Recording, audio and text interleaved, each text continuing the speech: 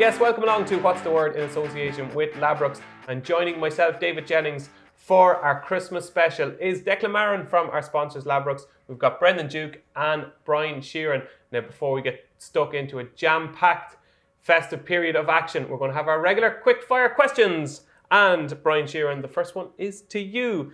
And it is, give us the name of one horse What's the Word viewers must back now for the Cheltenham Festival before it wins over Christmas. So we want one that's a little bit of value now that you think is going to plummet in price after it wins at Christmas. No pressure. The champion hurdle market is extremely watery, as we've spoken about for the last few weeks. Yes. And Classical Dream is going to win the Mattison hurdle, and he's going to win it well. And he's going to half in price. He's 4-1 at the moment with Ladbrokes. They're the standout. And I can see quotes fluttering around about 7-4, 2-1 if he wins well. Don't disagree with that. No. I think that's a good, solid pick. Well done. Can I give one more? Yeah, okay, yes, you can. There's 14-1 about presenting Percy in the Gold Cup. And I know it's probably one of the most hotly anticipated Gold Cups of all time. But if he runs well in the Savills, and he's only around 3-1 to do so, I think that 14-1 won't be long about disappearing. Excellent. So it is Classical Dream and Presenting Percy. Those are the two horses you must back now for the 2020 Cheltenham Festival, according to Brian Sheerin. Mr. Brendan Duke, your question is quite an interesting one. Oh, yeah? Okay. And it is, if you could marry any woman in racing, who would it be? Rebecca Curtis. Rebecca Curtis? Yes. Oh, do elaborate. Well, there are many reasons, but the three main reasons are, the first one is she's pretty easy on the eye. So very aesthetically pleasing. So this is a game for grown-ups, David. So let's get that started. The second reason is she has a suspicion of melancholy about her, I always think, which I find very seductive in a woman. I would liken her to a degree to Cathy in Wuthering Heights. Both live in remote, windswept locations as well. I like where you're going with this. Okay, and finally... Heathcliff, yes. The third reason is, nice, the third reason is that accent. Oh, I'd pay her 50 cent a minute to read the racing results. Imagine I had a winner and she was reading the racing results. Talk dirty to me, baby. Rebecca Curtis and Brendan Duke. Now, that is a match made in racing heaven. Moving swiftly on, Declan Marron, your question is back to reality, really. That's fanciful, really, Brendan, to be honest. What is currently Ladbrokes' worst loser over the busy Christmas period? Obviously, we've got racing all over the place. With Ladbrokes right now, who is the worst loser? It's probably a fairly obvious answer, and one you'd expect. It's Sheerin, as you'd imagine, biggest loser for Ladbrokes if he goes in. Although, funnily enough, speaking to our traders this morning, there's been quite a bit of anti-post action on Lost in Translation. So why is that, funnily enough? Oh, well, just in terms of... He should be favoured. Yeah, well, just in terms of I might have expected, as a result, that to be our main loser, but still Sheerin, apparently. Sorry, I apologise. That's all right. So surname at the moment, Ladbrokes' worst loser over the festive period.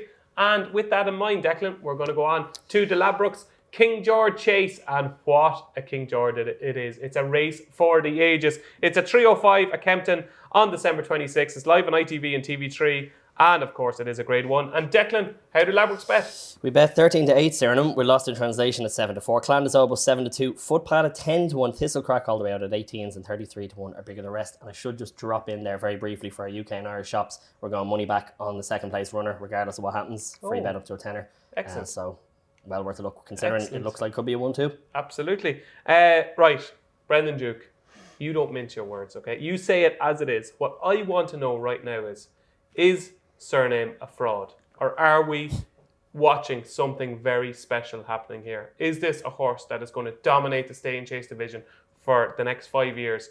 Or is this horse a fake? Well, he's definitely not a fake. Now, he may not dominate. You said that with conviction. Well, I think we've seen enough evidence in the last 3 runs. He's put up these massive figures. He's a very interesting horse because I would liken him to, you remember when your man Kipchoge ran that 2-hour marathon? And he just churns out kilometre after kilometre. This is what Surname does. Obviously now he's got Cobden to get the fractions right, but that's a given. That's just the way that kid rolls. So Cobden will be up on front. He'll know exactly how fast he can go at any given time. And he'll just churn out furlong after furlong, creating this force field around him. And the opposition, if they want to go into this force field, how do they go about it? They can't go directly in because they'll be straight into the red zone. So they might try and gradually eat into his lead, but that takes a savage physical toll as well, and they will ultimately all pay the price. Okay, I'd put it to you that Surname might not lead over the first or second fence. I would be surprised. Where's the other pace? I think Thistlecrack could jump the first on front. And is Thistlecrack, who obviously showed plenty of sparkle back over hurdles last time at Newbury, But I just wonder, will Surname get the easy lead that we're all convinced he's going to get? I'm not so sure. I think he will. I'd say Thistlecrack's quite a keen goer. I'd say they'd be happy to take a lead with him. That would be my hunch. Because once Labago Rock came out, I just assumed he'd have the lead. But assumption is the mother of all ups, as they say in Under Siege 2. So, Okay, we won't come to your selection for a moment. We'll keep What's the Word viewers on the edge of their seat. Brian, Lost in Translation. I'm a huge fan of this horse. Huge fan. Are you? I like him a lot. I mean, this is You're looking very smart today, by the way. Thank you very much. Brand new Christmas blazer. Would you believe I have this blazer? That's fresh off the hanger, I'd say. This is my first time to wear it. I got it about a year and a half ago. You haven't worn it. I was waiting for a special You can occasion. never have enough blazers. You know, Christmas and all that. Anyway, back to Lost in Translation. The question was, will this horse stay up until not long ago? And now has he enough speed for a King George? Ridiculous. Madness. He Madness. beat Defi the Soy in the Dipper back in January. I mean, this lad has it all. He can beat Bristol the Mine in his backyard. He can dance over a shorter, beat the likes of Defi the Soy, one of the most exciting horses now over 2 miles. I just think this race is made for Lost in Translation. I can see him going off favourite. Yeah, I think so. 15-8 at the moment with Ladbrokes. You think it's going to go off shorter? Well, if the likes of him is getting stuck into a Surname, we'll wait and see. But I think he'll go off shorter than that. Is it a 2-horse race, Brendan? yes. Okay. We'll come to your selection in a moment. Declan, your selection in the King George? I'd be leaning towards you guys Lost in Translation. Good man, Although Declan. I would also still, mainly due to the heart, because I had Clanda's elbow on this last year, and I think maybe being a little bit unfairly ruled out. I wouldn't be all that surprised if we finished ahead of Sheerin. Oh, interesting. Brendan, your selection on the 2019 King George is Surname. strong. Yeah, he's going to win, so I thought I'd put up the winner. Okay, well, don't be too disappointed when Lost in Translation wins. Brian? Lost in Translation is a good thing. Yeah, I think so too. I think Lost in Translation, I think we could be witnessing something really special. I would advise What's the Word viewers to do a forecast, or potentially a straight forecast or a reverse forecast with Lost in Translation and Clanda's Oboe, because I think Surname could get found out. I hope I'm wrong, and there's a big chance that I am. No, if it looks the game, But it's a game of opinions. I think Lost in Translation is the staying chaser we have been waiting for. So that's the King George, sponsored by Ladbrokes, 305 Kempton on December 26th. Moving on to the 230, which is the Ladbrokes Christmas Hurdle. And how do Ladbrokes bet on this? An interesting race, Declan. We go 7-4, Fusil's Raffles, Verdana Blue 4-1, Epitant 6s, Getaway Trump 8s, and 9-1 are bigger the rest. And at the moment, will Ladbrokes money going anywhere in Fusil's particular? Raffles, as you'd expect, has been the very, very popular one in this one. Touch here and there for a few, but mainly Fusil's Raffles. Brendan, does Fuse Raffles deserve to be favourite here? He probably does deserve to be favourite, given the potential he has, but he made heavy weather of it in Wincanton. Now, he was quite keen if he can settle a bit better, but there's not a huge amount of obvious pace in this race either. I certainly don't think there should be as big a gap between him and Verdana. Okay, and with Verdana Blue, obviously caused a big shock when beating Bouvard. Like, does Verdana Blue get the credit she deserves? Probably not. She's a wicked record around Kempton and can go well fresh now. She was coming in last year off a run on the flat and a run over hurdles. But I'd imagine it was a grade one. She'd be fairly straight at her favourite track. I didn't think she should be twice the price of Fusil. Ground a little bit of a worry, I'd say. I don't think it's going to be that bad looking at the forecast. It's soft at the moment. It's not. I don't think it's going to be too bad for her. Yeah. Okay, Brian Sheerin, Epitant, discuss. Yeah, I mean, this reminds me of the time where Willie Mullins was turned into the substitutes bench when he had the likes of Faugheen and Annie Power out, and he turned to Vroom Vroom Mag and she won a punches down. I mean, have we got a Vroom Vroom Mag here in the likes of Epitant? I mean, she was obviously very good at Newbury, but I just think that Fusil Raffles, he was as big as a house coming back at Wincanton. I know Darryl Jacob was remarking, I think you were one saying that he didn't even recognise the horse. Loved his attitude that day, and I think if there's a horse that's going to step forward and enter the champion hurdle picture, it's him. Okay, so it's Fusil Raffles for Brian Sheerin. For you, Brendan Duke? I'm going to take an absolute flyer on the Australian horse, Big Blue. Oh, you're not. I am. This is Christmas. Wow. It's almost Christmas Eve. It's not April Fool's Day. No, okay. So I see why you're being so dismissive there, because he's an Australian horse. You're being serious here. It's 100 to 1. So to me, you don't need a lot in your favour for a 100 to 1 shot. So just bear with me for a second. This is going to take some convincing now. Okay, so this horse was a really good horse on the flat for Andre Fab. He was rated in the hundreds. Then he goes to Australia. Now he doesn't seem to be quite as good, although he did run to a figure of around 100 when winning some Australian St. Ledger on deep ground. So it's probably a factor that he wants softer ground. He doesn't get it off in Australia. So I look back at his last win over hurdles in Australia. He is a wicked jumper. So he's a horse who can run to a good level on the flat. He jumps well, and he's 100 to 1. And people are just dismissing him because he's an Australian hurdler. I just don't think he should. I know it's a murky champion hurdle picture. It'll be some mess if he goes and wins. But at 100 to 1, you get a few quid each way. Wouldn't be the biggest shock in the world if he hit the board. Stop looking at me. How do you follow that? Big Blue for Brendan Duke. I know you're not hearing things. No, you're not severely hungover. Yes, Brendan Duke has tipped Big Blue for the Ladbrokes Christmas Hurdle. Okay, the 155 at Kempton, obviously live on ITV and TV3 as well. It is the Ladbrokes Cotto Star Novices Chase, and Declan after that bombshell. How did Ladbrokes bet? Yeah, it's been close all morning. Slate House has just narrowly gone top of the betting there at around about 13 to 8 with Black Op in behind around about 11 to 4, 2 to 1. You've got Danny Whizbang 100 to 30, Master Tommy Tucker 4s 10 to 1 to bigger the rest. Okay, well I'm going to tell What's the Word viewers now to do something, right? Hopefully they're still watching, Jukey. Hopefully they're still watching. Master Tommy Tucker is going to win this race. This horse is a beast. Master Tommy Tucker is ridden by the love of your life, Harry Compton, and I think he could be a star. I really do. I thought to do what he did over an adequate trip at Kempton was a terrific performance. Now that he steps up to 3 Mile at a track he's won before over, the two at the top of the market, Slade House and Black Op, they have plenty to prove in my eyes. I think Master Tommy Tucker could be something very special. So Master Tommy Tucker for me. For you, Brian Sheerin? I was just wasn't in love with his jumping on a couple of occasions. Master Tommy Tucker, but yeah. He'll be okay. I mean, he's running over too short. This is the first time. Yeah, I know. I get that. Yeah, when I saw this, I was very disappointed. You know, it's been won by some very good horses down through the years. This year. Yeah, look, I'd be backing something blind. There's enough racing throughout the day and throughout the week. Tucker. Okay, I'll just row in behind you. Very convincing. Good choice, Brendan. For you? I think I'd be inclined to go with the Tommy Tucker as well. It's probably you're swaying me and Cobden's swaying me, but I like the trip angle. He looks like he's made for this trip, doesn't he? Okay. Well, I'm not totally convinced about Slade House over the trip. No, certainly not. And I was disappointed with him last time, I have to say. He made heavy weather of it, all right, but it was a huge effort in Cheltenham. Okay, so Master Tommy Tucker, at least it'll be a free bet then on the Australian hurdler then for you, so you won't be losing too much. And for you, Declan? Well, I just thought at a bit of a price who outrun his odds so far, and Novice Company a couple of occasions was Redzer. Probably just going to be found out a little bit here, but 21 length winner on Chase debut I thought was fair enough, you know. There you go. That is the Cotto Star Novices Chase, sponsored by Ladbrokes also. It's at 155 at Kempton on December 26th. And moving across to Leopardstown at 220, it is the Racing Post Novice Chase. And what a clash we have in store here. It is Lorena against Fakir Dudare. And Declan, how did Ladbrokes bet? We're looking even money for Lorena at the moment. I wouldn't be surprised if it's odds on by the time we're done here. Fakir Dudare 11 to 8, Notebook around about 9 to 1, Royal Rendezvous 18s, and the Jingle, I should say, 25 to 1. Brendan Duke, is Lorena the real deal?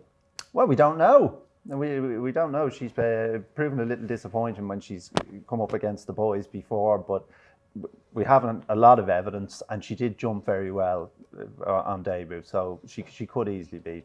Both her with her mare's allowance and Fakir with his 4-year-old allowance, they'd be hard to beat. At the moment with Ladbrokes, 6 to 5 Lorena, 6 to 4 Fakir Dudare, 13 to 2 Notebook, 14 to 1 Royal Rendezvous, and 25 to 1 Jingle. Brian Sheerin, what do you like here? I really like Lorena. I think if we get any rain, I think she will win. I think Fakir Dudare will be possibly softened up by Royal Rendezvous, who you could debate whether he's in there on merit. He was very good winning the last day. But yeah, I just think it's all about Lorena here, and I'd be surprised if she was beaten. Is it a betting race for you, Jukey? Oh yeah, one of my bets of the Christmas Notebook. Really? Yeah. Okay. Do elaborate. I just don't understand how he's so big a price relative to the other two, because he's an exceptional jumper. He's a real coming force. Big ask to give weight away to them, but I couldn't have come up with a price like 13 to 2 about him. So you're doing the tissues as you used to do? You're working, you're doing the tissues. What price do you put in Notebook? I would have been about 4 to 1. Whoa. Yeah. So you think the serious value here, 13 to 2, Notebook? Yeah, I do. And is it just that he's not the sexiest horse in the world? Well, no, I think he has to concede the weight, and people are looking at his hurdles form, but he's turned inside out for fences, or maybe a bit of time, or maybe a combination of both. He's only 6. So, but I just think this horse relishes fences. He's going places in a hurry. And I've had a few quid on him for the Arkle, so I have to go and back him at 13-2 for this, don't I? And what's the word, viewers? When Brendan Duke has a strong opinion like this, he's usually right. He is usually right. He has been on fire for the last couple of months on what's the word. So now I'm very, very scared about our strong opinions on Lorena, Brian Sheerin. Yeah. Declan, for you? I don't think we can do down Fecker Duderee. I thought there was a lot of focus on Sam Crow after his run last time out, but Fecker didn't put a foot wrong, so it's really hard to dispute the chances. I'd probably be like yourselves thinking Lorena should do this, but if the price is there for Fecker Duderee, it has to be a bit of value, I would have thought. So it's 2 votes for Lorena, it is 1 vote for Fakir Dudare, and it is 1 vote from a very confident Brendan Duke for Notebook. And at Limerick at 240, it is the Matchbook Betting Exchange Novice Chase. It is a grade 1 now, and what a grade 1 we have in store. Currently with Ladbrokes, 4-6 Sam Crow, 2-1 Faheen, 12-1 Off You Go, 14-1 Castlebrook, 25-1 Ting Tangle, 40-1 Domain de la Boo. I'll get you to pronounce that in a while, Brendan. And Glenmorgan Duke is 50-1. Sam Crow, Brian, where do we stand? Would he have won? He would have won, yeah. Would have beaten Fakir Dudare at Fairyhouse. Yeah, and I mean, what a big piece of commentary by Jerry Hannon. Strap yourselves in, and then he exits. I mean, that was probably one of the moments of 29 racing, even 2019. I think he will win. I think he'll start fulfilling his potential as this top-notch 3-mile chaser that he was bought to be. It was so good over hurdles that they flirted with the idea. Obviously, it didn't work out going back over the 2-mile distance.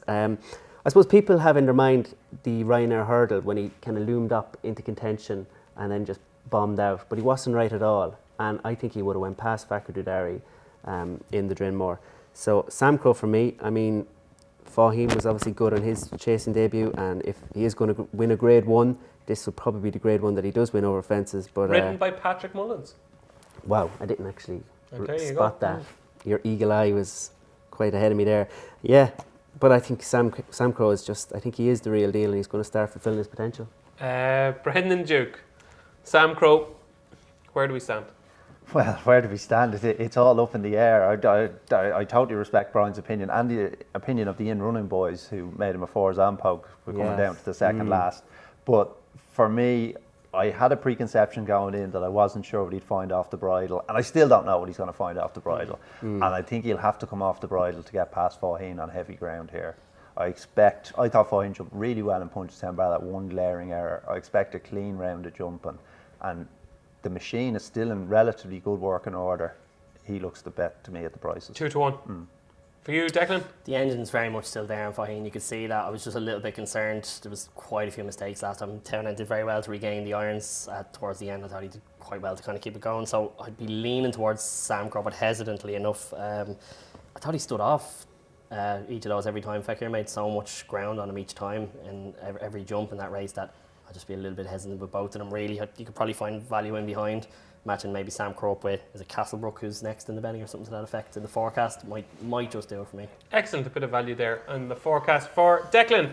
So folks, we've I lost count. I can't even count. You need a calculator to count the amount of meetings we have on December 26th. So all I want is 2 selections from the panel for December 26th. Brian? I start off with the 255 at Leopardstown and Trainwreck. I think he's a horse who still has a lot more to offer over fences. Henry de Bromit has won the last 2 runnings of this race, and I think he'll win 3 on the bounce, and Rachel Blackmore has chosen him, so that's obviously a vote of confidence for him. After you, is it?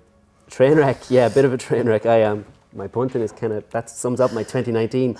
But we will gain it all back on this Bay Ambition then as well, down at Limerick. I think it is the 205 at Limerick. Now, she was very good in winning at Downpatrick of all places, and she was well enough supported for a handicap hurdle at Nav and only taking a fall when I think she was still in with contention. If she's obviously none the worse for this, for pulling out so quickly in the 205 at Limerick, I think she's got a right chance. Stamina seems to be her forte, so 2 mile 4 over Limerick and heavy ground, that will suit her. And probably not betting, but just 2 horses to look out for. Hamunderson in the 330, the bumper at Leopardstown. He was put up by Gordon Elliott as one of the horses that he really fancied this year to make waves in the bumper sphere. And he's also got Farouk Delan for Jamie Codd and up at Down Royal making his debut in the bumper, a 260 grand purchase, and he gave him quite a good mention. So they could be 2 stars of the future starting off on St. Stephen's Day. Excellent, well played. Brendan Duke, 2 for December 26th, please. In a shocking display, I only found 1, and it was Bay Ambition in the 205 in Limerick. Lads. This was actually not discussed before the show either. Yeah. This is a pure coincidence. Yeah, I backed her in Navan. It was so sick. She could not have jumped better. Never missed a hurdle. Now, it was a cruel fall she took. She was down for quite a while, but she's had a month off. And in the boy Cromwell, we trust. Down but not out. She's only a pound higher. It could be pocket talking, but no, it's not. She'd have won. She'd have won in Navan, and she'll win in Limerick. So Bay Ambition, what time were we talking about? 2:05 Limerick. 2:05 Limerick, Bay Ambition. Declan, for you? Two quick ones for me. A Wave of the Sea in the 110 at Leopardstown. We're going up against stablemates for the most part. Cerebrus, I think, and sort of landing blows on each other in recent months. But debuts for a couple for Gordon and Willie in this race. I think A Wave of the Sea, probably a bit of value in that. And in the 3:15 Limerick, Young Dev. 2 career wins have come on the course over the hurdles. This is a second attempt over the bigger obstacles. And probably well in at this mark. It's a £7 claimer on there as well. So I wouldn't be surprised to see Young Dev go well there. Excellent. So lads, I want a December 26th banker. What's the word, viewers? They want to back one horse and one horse only on December 26th. What is that horse, Brian Sheerin? I'm going to go with Samcro, the 240. Playing it safe. Samco, 240 Limerick. Brendan Duke. 2:20 Leopardstown Notebook. Beautiful. And Declan. Lost in translation for me. Good stuff. That is lost in translation in the King George, which is at 3:05. So we're going to have a quick chat, a very quick chat about some of the big races after December 26th. The Welsh National 250 at Chepstow on Friday, live on ITV. Brian, what do you like in the Welsh National? Yalenki, third in the race last year. He's joined Paul Nicholls. Didn't run too badly in the Ladbrokes. I think the race is tailor-made for him. I concur with everything you said there. Brilliant. Yala Enki for me. For you, Brendan Duke? Oh, great. I've no opinion on the race, so I'll row in with you two boys. Beautiful. Yala Enki and Declan. I also like Jala Enki, but just one at a bit of a price. Creve Hill. I thought maybe the ground caught him out last time out, so I wouldn't be too surprised to see his bigger price now. So Creve Hill. For Declan, the 255 at Leopardstown on Friday is the Paddy Power Chase. Brian, you have a good record on this. I remember you backing a couple of winners over the years. What do you like this year? Yeah, and I used to work for a man who actually won the race about 10 years ago. Oscar Time, Martin Lynch. My uncle owned it. Really? Eamon Kane, yeah. That's news to me. Well, Yeah. fond memories. And we're going to hopefully keep up the good record with Mortal. I'd be very surprised if this horse isn't very well handicapped. He was second in the Neville's last year. That's a Grade 1 race. He's back into handicap company. I think he's a lot more to offer. He ignores run at Gorham Park. He was only needing the run. This horse is well handicapped. He's going to have to carry a high enough weight, but it's not an insurmountable task. Okay, Brendan. I thought Whisper in the Breeze was overpriced at around 16 to 1. Got hooked up in a pace duel in Navan the last day, and the two protagonists paid a heavy price for it. So I think the price is sort of factoring that in a little bit too much. Was impressive here over 2 mile 5 back in February on yielding ground. I don't think the ground would be too far off yielding because the chase course is the quickest of the two at the moment, and there's not a lot of rain about. So I thought Whisper in the Breeze had a right chance. Excellent. Declan. Boris for me is interesting. I thought the Ladbrokes Trophy in Newbury was really strange form. Pretty much anything with a bit of form in the race pulled up or ran poorly, or so you can pretty much put a line through that. I think because half the field had an absolute stinker. Gordon said he was worried about the ground that day. I think it was extremely impressive in the Galway Plate, so I wouldn't be surprised to see it pick up that form again.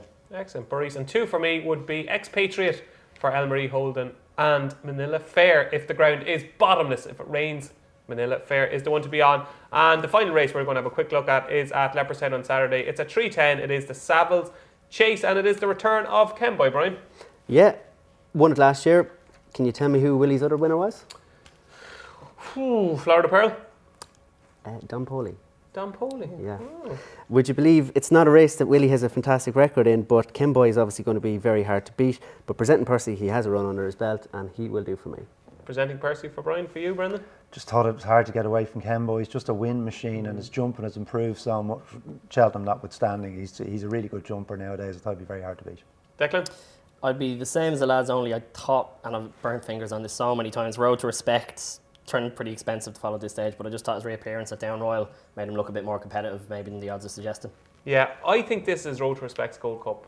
I don't fancy him in the Gold Cup, but I think this could be his day. And at the prices, it would be Road to Respect for me. So all that's left to do now is reveal our 3 best bets for the Christmas period. Declan, your 3 first. I'll row in with Road to Respect there as one of them anyway. I will also add in Lost in Translation, and just one at an interesting price I didn't get to mention earlier for the sake of it. Quick grabbing for Fergal O'Brien in that Christmas hurdle. It's just changed from Willie Mullins' yard, but just one to watch. So I wouldn't be surprised again outrunning the odds at a bit of an each way price. Excellent. Your 3 for Christmas, Brendan. 2:05 Limerick, Bay Ambition. 2:20 Leopardstown, Notebook. 3:05 Kempton, Surname. Phew, there's no big blue in there. That's all right. Your 3 for Christmas, Brian. 240 Limerick on St. Stephen's Day, Sam Crow, and in the King George, we're going to go with Lost in Translation. And then on the Sunday, just don't look a gift horse in the mouth, it's Classical Dream. Yeah, I would agree with those three as well. So that's it for our Christmas special episode of What's the Word. My thanks to Declan Marron, to Brendan Duke, to Brian Sheerin. I've been David Jennings. Have a very happy Christmas.